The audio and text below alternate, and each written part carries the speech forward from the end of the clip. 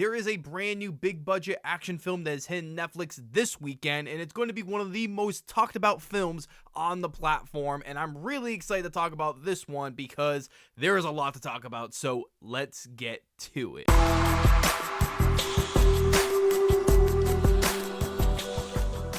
Welcome back, film fans. It is Brad from Let's Be Real Brad, and today on the channel, I want to talk to you guys about the brand new action thriller film called The Gray Man. The Gray Man is directed by the Russo brothers, as is based on the 2009 novel of the same name. The film stars Ryan Gosling, Chris Evans, and Ana de Armas in the lead roles. When the CIA's most skilled operative, whose true identity is known to none, accidentally uncovers dark agency secrets, a psychopathic former colleague puts a bounty on his head, setting off a global manhunt by international assassins. I'm not gonna lie to you guys, I had really high expectations for this movie, considering everything about it just could have been one of the best action films of the year, and it is still good and I still really enjoyed it.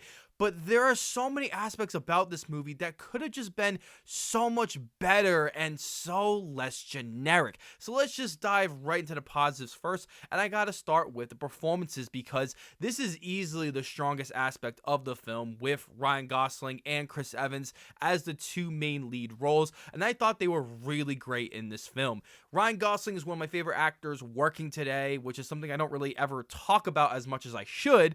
But he is just so magnificent, and I think he does a pretty good job in this type of movie, as well as Chris Evans, who plays the villain of the film, which he is so good at playing the villain. Ana de Armas is back, starring again with Chris Evans in Knives Out, and I also really enjoyed that she is another awesome action star in this film, like she was in No Time to Die last year. She just again proves herself that she is going to be one of the biggest stars in the next few years, and I think her performance was really good, and I really enjoyed her character as well. I also found the action sequences to be fantastic in this film, especially in the second half, that has some of the best action set pieces I have seen this year. This film is filled to the brim with so many practical effects that it makes this movie feel so real, especially when there is a couple of uses of CGI that happens more in the second half of the film. You don't really notice it because the whole film is pretty much real, and I think there's a lot of great camera tricks that are able to hide a lot of this. And with the film having such great sound design and sound mixing and incredible special effects, all the action just feels so electric and fun and exciting. I also found many of the technical aspects of this film, like the cinematography and the direction and the lighting, all to be really solid in this film. Like, it's nothing incredible or amazing here, but I do like a lot of the scenes in this film. They're very dark and edgy, especially one that happens at a party or something. I thought that was the most stylish looking part of the film, and it was really damn cool. This movie features a tiny bit of humor that's thrown in just to break up some of the seriousness of the film, and I thought it was really damn great, especially from Chris Evans, who has some of the funniest lines of the whole film. My fiance Maddie and I were just absolutely dying at almost everything that he says, especially in the second half of the film, where he was just non-stop hilarious. This film isn't necessarily a action comedy film, as this is a pretty much very serious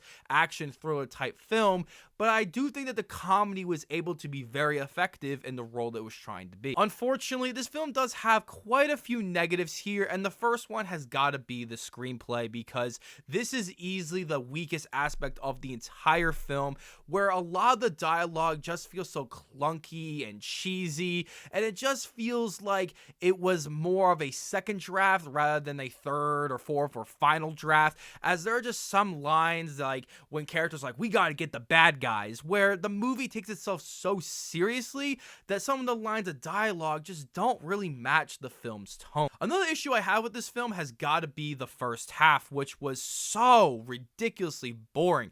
I understand the film is trying to set up the story and our characters and what's going to happen next, but in all honesty, I really didn't know what was going on, because the film tries to be so mysterious and subtle, and you're supposed to learn things as you go along in a film like this, and I was on board, but when the film finished, I had way more questions than I probably should have with a type of movie like this. I also found the film to have a very cookie cutter type of story where it goes exactly the way you think it's gonna go, with a few twists here and there, but nothing monumental to really get my interest and be like, wow, that was such a huge twist. I couldn't believe I didn't see that. Overall, guys, The Gray Man was a very entertaining action thriller film that was boosted by its second half that features pretty good performances and a large spectacle that deserves to be seen on the big screen for its limited 1-week release. So if you can, definitely check it out, because this movie is definitely made for a big screen and not necessarily just a typical